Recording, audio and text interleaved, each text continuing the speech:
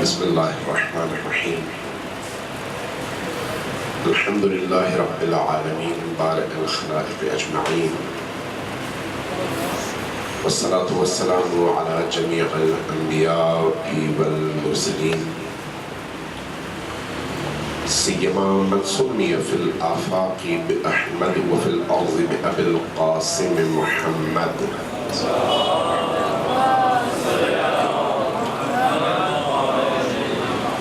والصلاة والسلام على أهل بيته الطيبين الطاهرين المعصومين الميامين، والصلاة والسلام على جميع أولاده الكرام وأصحابه المنتجبين، واللعنة الدائمة على أعدائهم أجمعين من يوم عذابتهم إلى قيام يوم الدين. قال الله تبارك وتعالى في كتابه المجيد وهو أصدق القائلين وقوله الحق.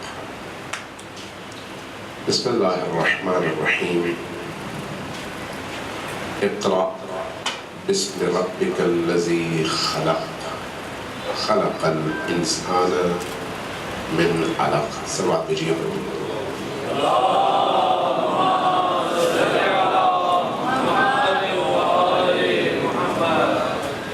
سب سے پہلے زیربیہ اکیڈمی کے تمام دوست احباب اور اس کے چلانے والے تمام کارکنان، خصوصی طور پر اس کے بانی مبانی اور اس کی روح جناب مولانا سید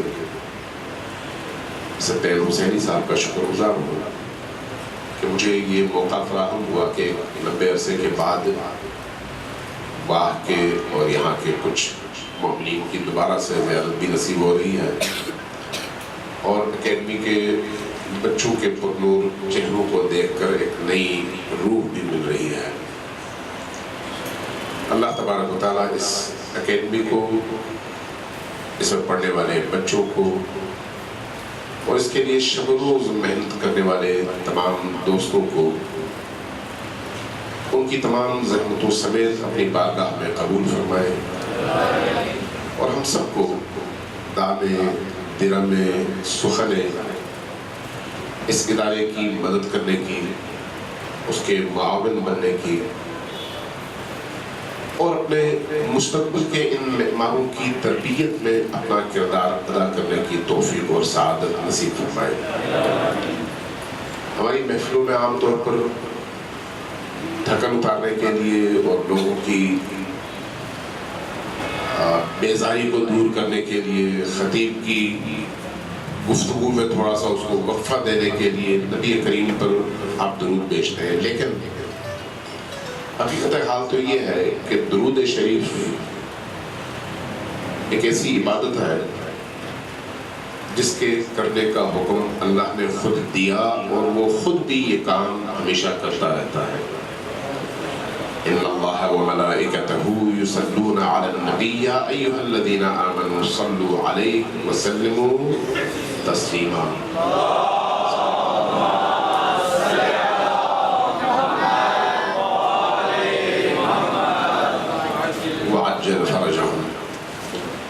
تو ہم درود میں نبی کریم کی آل کو شامل کرنے کو کامل درود سمجھتے ہیں، اور اس کی وجہ وہ روایات، احادیث اور خود درود ابراہیمی ہے۔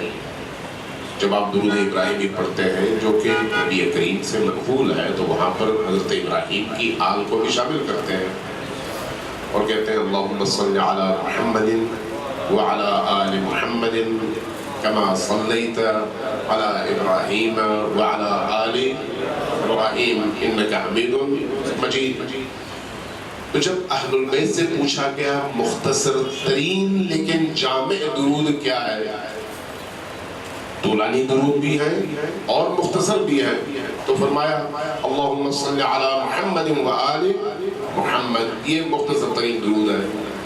اور یہ وہ عبادت ہے جس کے کرنے کا حکم اللہ نے دیا لیکن خود بھی ہمیشہ کرتا ہے۔ اس لیے یہ جو عبادت ہے اس سے اپنے قلوب کو بھی منور کیجئے، اپنے اذہان کو بھی منور کیجئے، اور اگر محفل نہ ہو تو اکیلے میں بھی کوشش کیجئے آپ کے لبوں پر درود شریف ہمیشہ جاری رہے۔ صلوات تجلیہ دور پر محمد وآلہ۔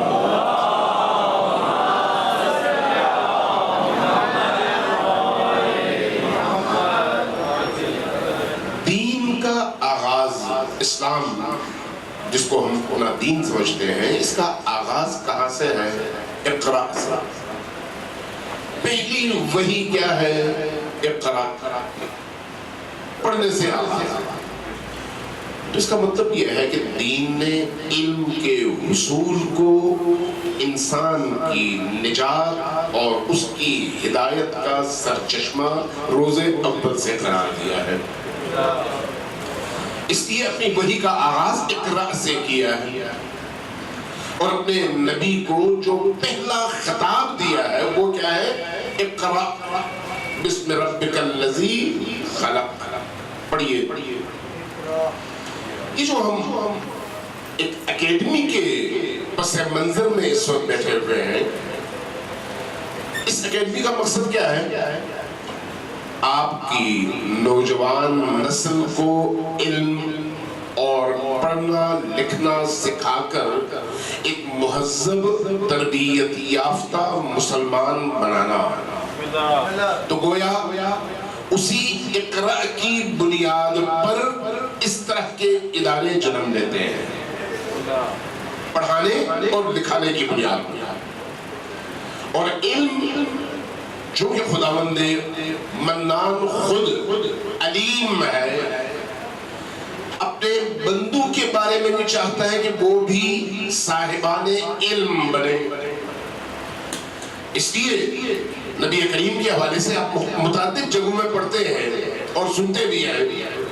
ایک روایت ہے جس کو اہل تشیع اور اہل تسنن دونوں نے نقل کیا ہے کہ نبی کریم صلی اللہ علیہ وآلہ وسلم مسجد میں داخل ہوئے، دیکھا دو گروہ ہیں۔ ایک گروہ نمازوں، دعاؤں اور تلاوت قرآن میں مصروف ہے، اور دوسرا گروہ وہ ہے جہاں پر ایک استاد ہے، ایک معلم ہے، اور سامنے بیٹھے ہوئے لوگوں کو پڑھا رہا ہے۔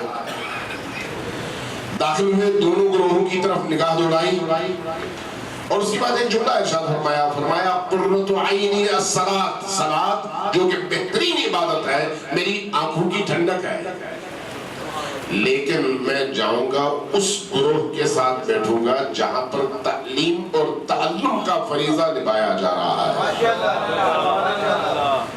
عبادت کی نفی نہیں ہے، نماز کی نفی نہیں ہے، نماز کو اپنی آنکھوں کا نور قرار دیا۔ آنکھوں میں اگر نور نہ ہو تو آنکھ کے ہوتے ہوئے بھی انسان نابینا ہے، دیکھ نہیں سکتا۔ نماز کو آنکھوں کا نور قرار دیا، لیکن عملاً جا کر اس گروہ کے ساتھ بیٹھ گئے جو گروہ تعلیم اور تعلم میں مصروف ہے۔ اب اس پس منظر میں آپ قرآن میں خود نبی کریم کی بعثت کے فلسفے کو دیکھیے، یا باقی انبیاء کی بعثت کے فلسفے کو اللہ نے قرآن میں جس طرح سے بیان کیا ہے، هو الذی ارسلہ بالہدی والدین الحق لیظہرہ علی الدین کلہ، تاکہ دین کا غلبہ ہو، دین کو معاشرے پر غالب کیا جائے۔ لیکن اس کی ابتدا کہاں سے ہوگی؟ یزکیہم ویعلمہم الکتاب والحکمہ سے۔ یعنی جب نبی آتا ہے تو دو کام پہلے مرحلے پر کرتا ہے، یزکیہم ان کو اندر سے پاکیزہ کرتا ہے، جس کو آپ آج تربیت کہتے ہیں، یعلمہم الکتاب اور ان کو کتاب کا علم دیتا ہے۔ یہ جو علم اور تزکیہ ہے، یہ دو چیزیں مل کر ایک انسان کو اس کی خلقت کے مقصد تک پہنچانے کا باعث بنتے ہیں۔ اگر یہ دو چیزیں نہ ہوں تو پھر وہ تعلیم نہیں ہے، اور وہ ادارہ علمی ادارہ نہیں ہے۔ آج کا ہمارا المیہ جو ہے نا وہ یہ ہے، آج کے انسانی معاشرے میں ہمارا المیہ یہ ہے، علم کیا ہے؟ معرفت الجبار، معرفت رب، معرفت خالق. جس انسان کو اپنے رب کی معرفت کی دولت حاصل ہو جائے، معرفت جس کو آپ معرفت کہہ سکتے ہیں، جس کو یہ معرفت حاصل ہو جائے، اس کی زندگی کا ہدف بالکل واضح اور شفاف ہو جاتا ہے. لیکن جس کو یہ معرفت حاصل نہ ہو، وہ پھر اندھیرے میں ٹامیٹولیاں مارنے لگتا ہے، اندھیرے میں اپنی منزل تلاش کرنے لگتا ہے.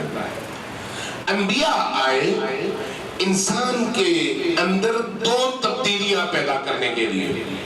ایک یہ کہ انسان کے اندر جو رسول اور نبی چھپا ہوا ہے اس کو بیدار کریں، چونکہ آپ میں سے ہر شخص کے اندر ایک رسول چھپا ہوا ہے، ایک نبی چھپا ہوا ہے. نبی کیا ہے؟ پیغام دینے والا. رسول کیا ہے؟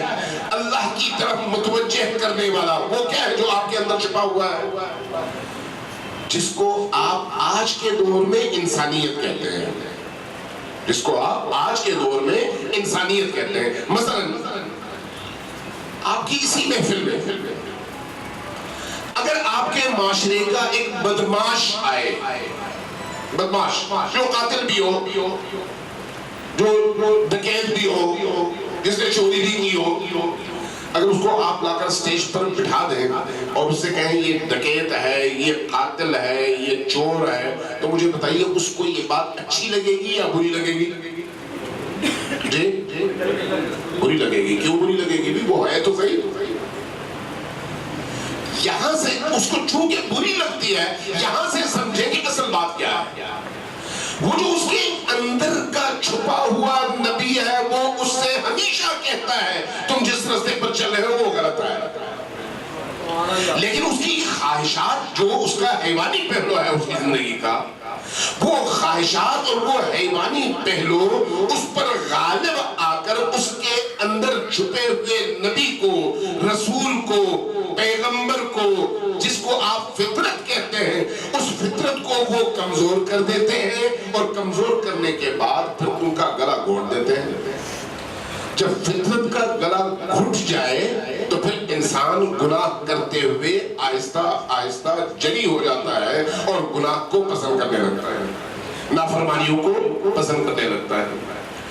انبیاء آتے ہیں انسان کے اندر موجود اس حیوان کو کمزور کرنے کے لیے اور اس کے اندر موجود ان فطری خصوصیات کو طاقتور بنانے کے لیے. اسی لیے اس عمل کو قرآن کریم نے تزکیہ کہا ہے.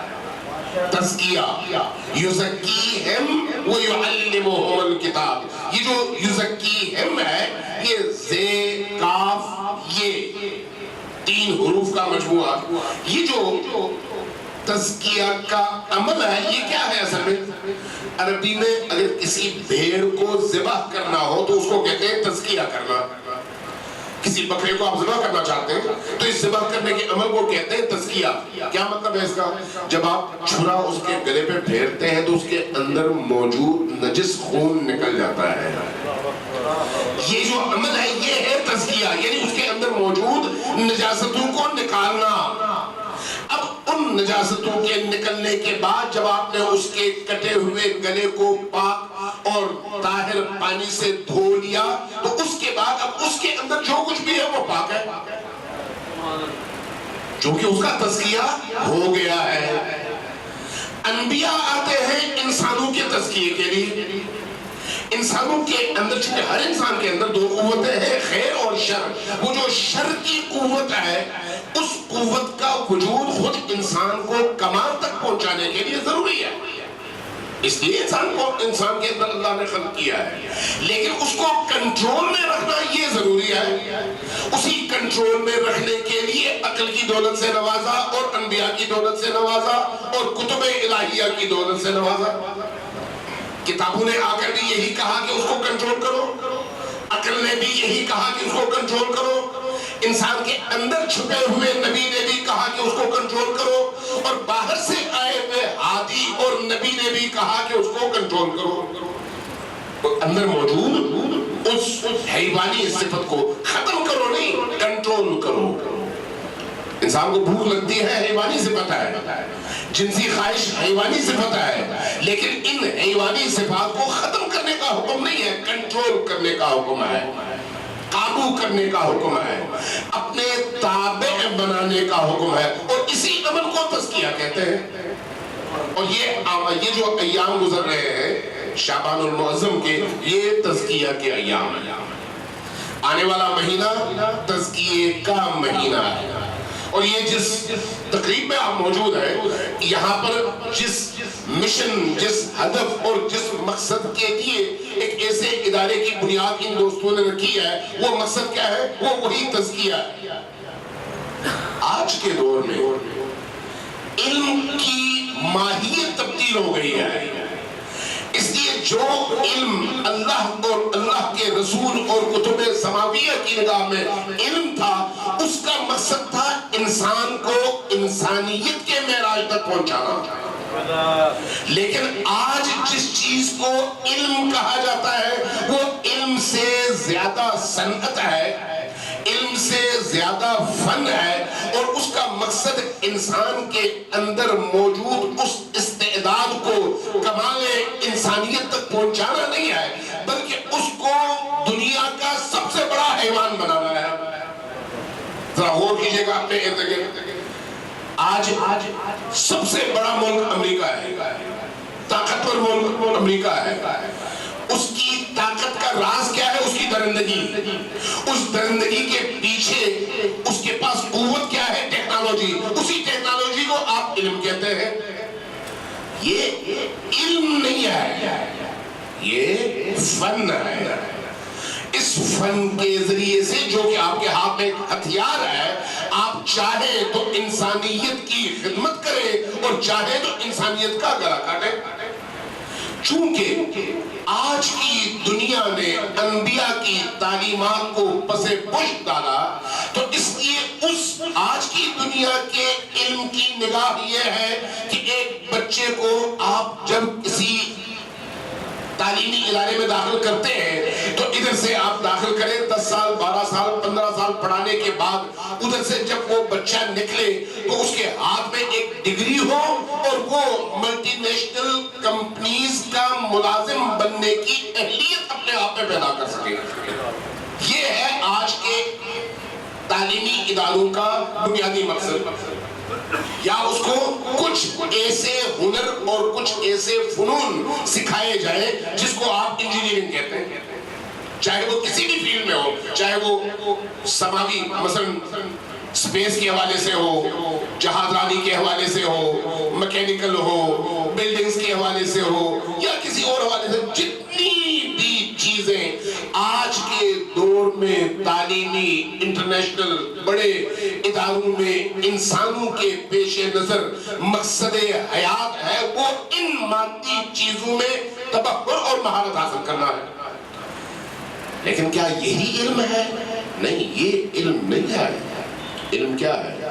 علم یہ ہے کہ ایک انسان اللہ کی دی ہوئی اس استعداد کو اس حد تک بڑھائے، اس حد تک اس کو نشو نما دے، اس حد تک اس کو آگے لے جائے کہ کائنات اس کے ارادوں کے سامنے مسخر ہو جائے اور وہ زمین پر اللہ کا نمائندہ بن سکے۔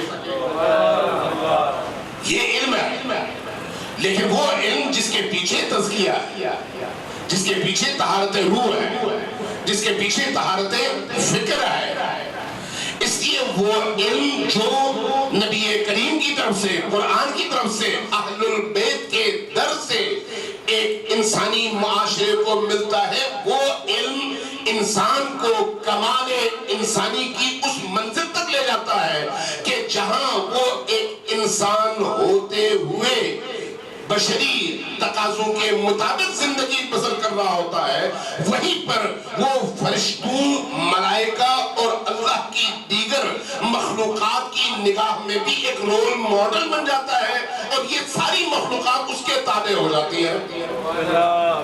انسان کا مقام وہ ہے، اس لیے اللہ کے دین نے جس علم کی طرف ہماری رہنمائی کی ہے وہ یہ ہے کہ انسان اندر سے اپنی اس استعداد کو اس مقام تک پہنچائے کہ اس مقام تک پہنچنے کے بعد کائنات کا ذرہ ذرہ اس کے سامنے مسخر ہو جائے.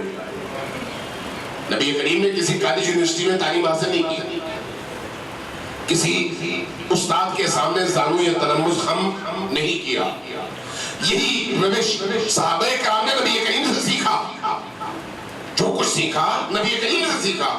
لیکن جب آپ اہل البیت کی باری آتی ہے تو شیعہ سنی سب اس بات کو مانتے ہیں کہ امیر المؤمنین سے لے کر آخری حجت تک وہ تمام ہستیاں جن کو ائمہ اہل البیت کہا جاتا ہے ان کی پوری ہسٹری چیک کر لیں, کسی کے سامنے اگر انہوں نے زانو یا تلمذ خم کر کے کسی سے کچھ پوچھا ہو اور سیکھا ہو, نہیں ہے ایسا, کہیں پر آپ کو نہیں ملے گا. جبکہ عالم اسلام کے بڑے بڑے علماء اور فضلاء نے ان ہستیوں کے سامنے جا کر اپنا زانو یا تلمذ خم کیا اور ان سے سیکھا, ان سے پوچھا, ان سے جانا. میں اس کی تفصیل میں نہیں آتا, ظاہر ہے تفصیل ہے اور پوری تاریخ ہے, لیکن ایک کلی بات آپ کی خدمت میں عرض کرنا چاہ رہا ہوں کہ یہ جو سلسلہ ہے نبی کریم کا, نبی کریم کی ان پاکیزہ اولادوں کا, اس سلسلے کے اندر چونکہ اسی ہدف کے پیش نظر وہ آگے بڑھ رہے ہیں, لہذا اللہ تبارک و تعالی ان کو وہ سب کچھ عطا کرتا ہے جو باقیوں کے لیے بڑا مشکل ہے. اس لیے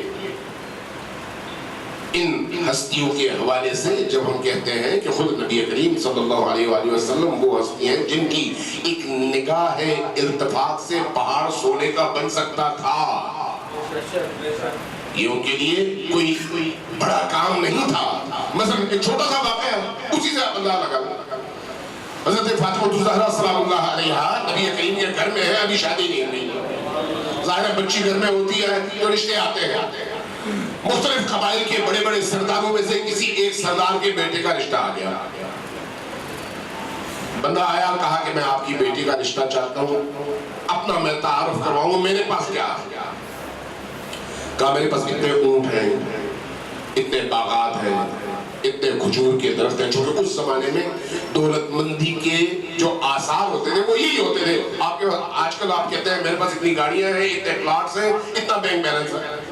اس زمانے میں یہی ہوتا تھا, کتنے آپ کے پاس کھجور کے باغات ہیں, کتنی آپ کے پاس زرعی زمین ہے, کتنے آپ کے پاس بلڈنگز اور مکانات ہیں, کتنے آپ کے پاس مویشی ہیں. آیا ایک لسٹ گنوا دی کہ یا رسول اللہ میرے پاس یہ سب کچھ ہے, اگر آپ کی بیٹی میرے گھر آئے گی تو بہت خوش رہے گی.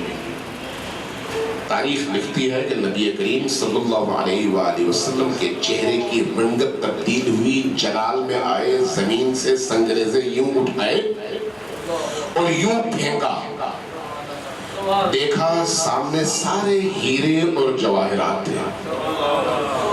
کہا کہ تم مجھے ان چیزوں کے حوالے سے اپنی برتری بتانا چاہتے ہو کہ میرے پاس اتنی دولت ہے, اتنی زمین ہے, اتنے مویشی ہے, اتنی ہے. یہ چیزیں انسان کے لیے ہیں, انسان ان چیزوں کے لیے نہیں ہے. اگر انسان بن جائے تو پوری کائنات اس کے سامنے سر تسلیم خم ہے, اور اگر وہ انسان نہ بنے تو پھر اللہ اس مقام تک پہنچاتا ہے کہ پھر انسان جو کہ اشرف المخلوقات ہے, اشرف المخلوقات یعنی تمام مخلوقات سے اشرف اور برتر, وہ جاتا ہے کتے پالتا ہے, جو کائنات کا نجس ترین جانور ہے. آپ ذرا دیکھیں نا, آج کے دور میں جو لوگ دین سے دور ہوتے ہیں ان کا اوڑھنا بچھونا کتا ہوتا ہے, ان کے بستر میں کتا, ان کے گھر میں کتا. صبح کتے کو واک کرانے کے لیے لے کے نکلتے ہیں, شام کو کتے کو واک کرانے کے لیے نکلتے ہیں. دن میں آپ اگر کسی کو چلے جائیں دولت کی فراوانی ہے, لیکن اللہ نے ان کو لگایا کتے کی خدمت میں جا کے کتے دھو رہے ہوتے ہیں. یہ کیوں ہے؟ اس لیے کہ انسانیت کے اس مقام کی معرفت حاصل نہ ہونے کی وجہ سے اس مقام سے اتنا گر گئے اور دنیا کی ان پسترین چیزوں کو اپنی زندگی کا اعلیٰ ترین ہدف قرار دے دیا کہ اس کا نتیجہ یہ نکلا کہ اللہ نے بھی ایسے اسباب فراہم کر دیے کہ تم پھر کتے کی خدمت کرو، کتا تمہاری نہیں۔ انسان کو اللہ تبارک و تعالیٰ نے اس مقام کے لیے خلق کیا ہے جس مقام پر پہنچنے کے بعد فرشتے اس کے خادم بنے۔ آپ خود نبی کریم کے گھرانے کی مثال دیجئے، آپ شیعہ ہو یا سنی ہو، سب اس بات پر متفق ہے نا کہ جب حضرت زہرا سلام اللہ علیہا کے گھر کے اندر گہوارے میں امام حسن یا امام حسین ہوتے تھے اور حضرت زہرا سلام اللہ علیہا آٹے کی چکی میں آٹا پیس رہی ہوتی تھی، گندم پیس رہی ہوتی تھی، تو یہاں پر ان بچوں کے گہوارے کو کوئی ہلا رہا ہوتا تھا، نظر بھی نہیں آ رہا ہوتا تھا، پوچھتے تھے تو پتہ چلتا تھا جبرائیل آئے ہوئے ہیں اس خدمت کے لیے۔ انسان جب اس مقام پر پہنچتا ہے تو پھر کائنات کی افضل ترین مخلوقات میں سے بہترین فرشتے آتے ہیں اس انسان کی خدمت کے لیے۔ لیکن جب اپنا مقام بھول جاتا ہے تو پھر اسی برترین مخلوق کو اللہ گندے ترین مخلوق کی خدمت پر لگا دیتا ہے، جاؤ تم نے اپنے آپ کو گرایا تو پھر کتے سے بھی بدتر بن جاؤ۔ یہ جو تعلیم اور تعلم ہے یہ انسان کو اس کے مقام کی آگہی اور شعور دلانے کے لیے ہے، اور اگر یہ شعور آ جائے تو پھر انسان اس مقام پر پہنچتا ہے جس کی طرف اشارہ اقبال نے کیا، تو عالم سے کرتی ہے بیگانہ دل کو عجب چیز ہے لذت آشنائی۔ پھر جب انسان اس مقام پر پہنچتا ہے تو پھر شاہ و گدھا اس کے لیے کوئی حیثیت نہیں رکھتے، پھر اس کے لیے بڑا وہ نہیں ہوتا جس نے سر پر لباس پہنا ہوا ہے، بڑا وہ نہیں ہوتا جس نے کئی ایک ستار اور کئی ایک پھول لگائے ہوئے ہیں، بڑا وہ نہیں ہوتا جس نے شہنشاہیت کا تاج پہنا ہوتا ہے، بڑا وہ نہیں ہوتا جس کے پاس ہزاروں مربع زمین ہو، بڑا وہ نہیں ہوتا جس کے نام کے اندر بہت بڑے لیڈر کے القابات لکھے ہوئے ہو، بلکہ بڑا وہ ہوتا ہے جس کی روح بڑی ہو، جس کی فکر بڑی ہو، جس کی سوچ بڑی ہو۔ سقراط کے حوالے سے کسی نے لکھا ہے کہ بادشاہ گزر رہا تھا، کسی نے بتایا کہ سقراط کو سامنے کسی پہاڑ پر کسی ٹیلے پر لیٹا ہوا دھوپ سینک رہا ہے، قریب آیا اپنے لاؤ لشکر کے ساتھ کھڑا ہو گیا، دیکھتا رہا کافی دیر تک، سقراط نے آنکھیں نہیں کھولی، مزید قریب آیا، اس کے سر پہ کھڑا ہو گیا، اس طرح سے کہ اب دھوپ یعنی سورج اور سقراط کے درمیان بادشاہ کھڑا ہو گیا اور اس کا سایہ پڑنے لگا سقراط پر۔ دیکھ کر کہا کہ سقراط، اس نے آنکھیں کھولی، کہا مجھے جانتے ہو میں کون ہوں؟ کہا نہیں۔ کہا میں اس ملک کا بادشاہ ہوں۔ کہا ٹھیک، کوئی رد عمل نہیں۔ جب یہ دیکھا تو اس کے وزیر بھی ساتھ میں تھے، کہا کہ سقراط اتنا بڑا بادشاہ تمہارے پاس آیا ہے، تمہارے علم، تمہارے فضل، تمہارے مقام کی وجہ سے، تو کچھ مانگو جو یہ تمہیں دے سکے۔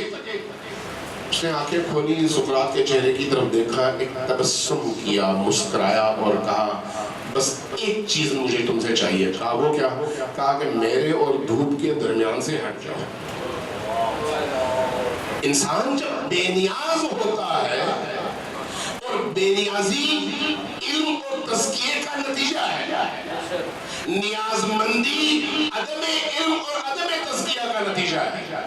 جس کو اللہ پر یقین ہو وہ بے نیاز ہوگا، عملی طور پر، فکری طور پر بے نیاز۔ دیکھیے دو چیزوں کو خلط کبھی بھی نہ کیجیے کہ معاشرے میں ایک زندہ معاشرے کو چلانے کے لیے اللہ نے نظام ایسا بنایا ہے کہ ہر ایک دوسرے کی کسی ایک کمی کو پورا کرتا ہے اور اس طرح سے زندگی کا نظم و نسق اور معاشرہ چلتا ہے۔ یہ انسانی معاشرے کو چلانے کی وہ ضروریات ہیں جن میں انبیاء اور اولیاء بھی مستثنا نہیں ہے، اس لیے وہ بھی محنت کرتے تھے، وہ بھی مثلا حضرت علی کے حوالے سے یہودی کا کنواں آپ کھودتے تھے، باغات میں محنت آپ کرتے تھے، خود نبی کریم نے تجارت فرمائی، جبکہ اگر وہ چاہتے تو کسی پتھر کو ہاتھ لگاتے، ہیرا بناتے، بیچ دیتے. نہیں، یہ طریقہ انسانی معاشرے کو چلانے کا نہیں ہے. لیکن دوسری طرف ان چیزوں میں اپنے دل کو ایسا وابستہ کرنا کہ ان کا ہو جانا اور اللہ سے دور ہو جانا، یہ ہے وابستگی. اس وابستگی سے دین روکتا ہے، اس وابستگی سے قرآن روکتا ہے، اس وابستگی سے تزکیہ نفس کا وہ جو پروسیس ہے وہ انسان کو روکتا ہے. لہذا یہ جو بے نیازی ہے، اس کے ساتھ اگر علم آئے، اگر معرفت آئے تو انسان کائنات کو مسخر کرتا ہے. ہمارا جو تعلیمی ادارہ ہونا چاہیے اس کے پیچھے یہ فلسفہ کار فرما ہو، تاکہ اس تعلیمی ادارے سے جب ایک بچہ فارغ التحصیل ہو کر نکلے تو اس کو انٹرنیٹ کی چکا چوند متاثر نہ کرے، اس کو مغرب کی برہنہ تہذیب متاثر نہ کر سکے، اس کو بلند و بانگ عمارتیں پریشان نہ کر سکیں، اس کو لوگوں کی چمکتی ہوئی بڑی بڑی گاڑیاں پریشان نہ کر سکیں، بلکہ وہ اتنا اپنے آپ پر اعتماد کرنے والا ہو اور اپنے پاؤں پر کھڑا ہو، جو کچھ اس کے پاس ہے اس پر قانع ہو، اور دین اور دینداروں کی خدمت، انسانوں کی خدمت کو ہی اپنی زندگی کا ہدف بنا سکے، شعور کی اس منزل پر وہ پہنچ سکے. یہ شعور کون دیتا ہے؟ یہ شعور ایک ایسا مہذب تعلیمی ادارہ دیتا ہے. اور میں سمجھتا ہوں کہ جس ادارے کی بنیاد ان دوستوں نے رکھی ہے، اس ادارے میں یقیناً یہ تمام چیزیں پیش نظر رہتی ہیں یقینی طور پر.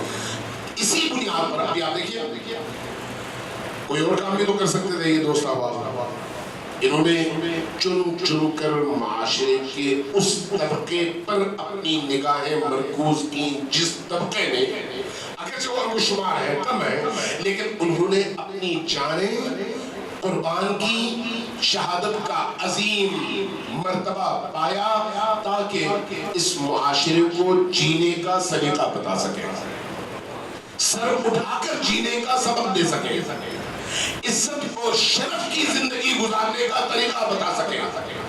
ان دوستوں نے ان اولیاء اللہ کا انتخاب کیا جنہوں نے اپنی دنیا کو اپنی آخرت پر قربان کیا، اپنی جان کو اپنے دین پر قربان کیا، خود قربان ہو گئے. کبھی یہ نہیں سوچا کہ میرے بعد میرے بچوں کا کیا ہوگا. کوئی چھوٹی بات تو نہیں آئی. ہم میں سے کسی سے بھی پوچھا جائے بھئی اگر ایکسیڈنٹ ہوگا تو کیا ہوگا، آپ کا ذہن فوراً جائے گا بھئی اگر مجھے کچھ ہو گیا تو میرے تو چھوٹے چھوٹے بچے ہیں ان کا کیا ہوگا. جہاں پر آپ کے ایمان کا پس منظر کمزور ہوتا ہے وہاں پر یہی خیالات آتا ہے. لیکن جہاں پر انسان کو یقین ہے کہ میرا کوئی رب ہے جس نے مجھے پیدا کیا ہے، اور وہی ہے جس نے مجھے بچے دیے ہیں، وہی ہے جو میرا خالق اور میرا رازق ہے، تو پھر مجھے مستقبل کے حوالے سے وہ پریشان نہیں ہونے دیتا، کبھی بھی پریشان نہیں ہونے دیتا. آپ نے شاید دیکھا ہوگا، میں نے عملاً دیکھا ہے، بعض پتھروں کو توڑو تو اندر سے کیڑا نکل آتا ہے، پتھر کے اندر سے، اور کیڑے کے منہ میں پتا ہوتا ہے جو وہ کھا رہا ہوتا ہے. جو اللہ پتھر کے اندر موجود کیڑے کو خوراک بغیر کسی ایسے مادی وسیلے کے پہنچا رہا ہے، وہ ایک زندہ انسان کی ضرورتوں کو بھی پورا کرتا ہے، بشرطے کہ اس انسان کا اس رب پر یقین ہو. آیت اللہ ناصری بہت مہذب اور اندر سے بڑے ہی پاکیزہ انسان ہے. ایک دن انہوں نے یہ واقعہ مجھے سنایا، میں نے ان کی زبان سے سنا. کہنے لگے میں ایک دن باغ میں چلا گیا، کھیتوں میں چلا گیا، تو میں نے دیکھا شہد کی ایک مکھی ہے آ کے گندم کے خوشے پہ بیٹھی ہے. تو میں نے غور کیا وہ گندم کا خوشہ عموماً شہد کی مکھیوں کی کوئی مرغوب غذا نہیں ہے. میں نے غور کیا وہ مکھی آئی ایک دانہ توڑ کر، بجائے اس کے کہ چوسے، ایک دانہ توڑ کر اپنے ساتھ لے کے اڑ گئی. میں وہیں پر بیٹھا ہوا تھا، کچھ دیر میں دوبارہ آئی، دوبارہ آ کے دوبارہ ایک خوشہ اسی خوشے میں بیٹھی اور دوسرا دانہ گندم کا توڑا اور اٹھا کے لے کے چلی گئی. تیسری دفعہ پھر آ گئی. میں نے سوچا کہ اس میں کوئی راز ہے. وہ کیا راز ہے؟ میں نے سوچا میں اس کا پیچھا کروں، دیکھوں یہ جاتی کہاں ہے شہد کی مکھی. پہلی دفعہ جب آئی تو میں نے اس پر اپنی نظریں مرکوز کی. جیسے شہد کی مکھی نے وہ گندم کا دانہ توڑا اور اڑی تو میں اس کے پیچھے پیچھے بھاگا. میں نے دیکھا سامنے دیوار پہ ایک سوراخ ہے, اس سوراخ کے اندر ایک کبوتر ہے اور کبوتر کی دونوں آنکھیں نابینا ہیں, اور یہ شہد کی مکھی اس گندم کے خوشے میں سے دانے توڑ توڑ کر لے کر جا رہی ہے اور اس کبوتر کے چونچ میں رکھ رہی ہے. جو رب اپنے کسی مخلوق کو, اندھے اور نابینا مخلوق کو غذا پہنچانے کے لیے ایسے سہارے خلق کرتا ہے, وہ اپنے ایک باشعور, با ایمان اور موحد بندے کو کبھی بھی نہیں بھولتا. وہ دیتا ہے, نظر کرم کرتا ہے.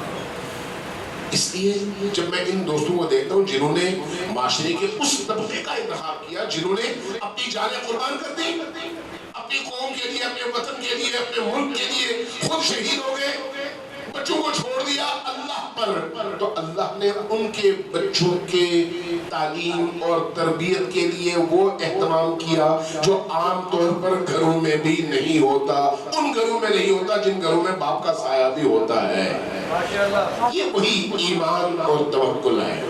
اللہ تبارک و تعالیٰ سے میں یہی دعا کرتا ہوں کہ اس ادارے کو دن رات ترقی اور کمال کی طرف سفر میں کامیابیاں اور سعادتیں عطا فرمائے, اور یہ جو احباب شب و روز محنت کر رہے ہیں اس حوالے سے ان کی توفیقات میں شب و روز اضافہ فرمائے.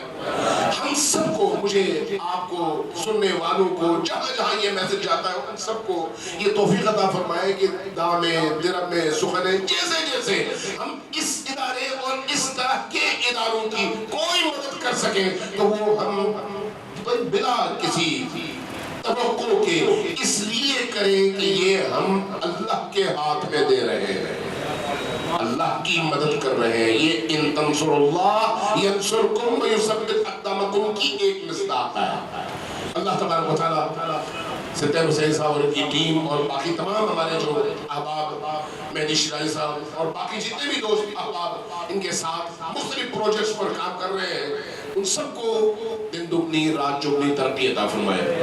مجھے یہ بات میرا خیال ہے کرنی چاہیے کہ جب میں ان دوستوں کو دیکھتا ہوں, ایک زمانے میں انہوں نے خالی ہاتھ کام شروع کیا اور بغیر کسی سرمایے کے کام شروع کیا, لیکن چونکہ ارادہ اٹل تھا, ہدف واضح تھا, اس ہدف تک پہنچنے کے درست راستے کا انتخاب انہوں نے کیا تھا, اور ان کا اپنے رب اور اپنے خالق پر یقین تھا کہ ہم نے اس کے لیے قدم اٹھایا ہے تو وہ ہماری مدد کرے گا.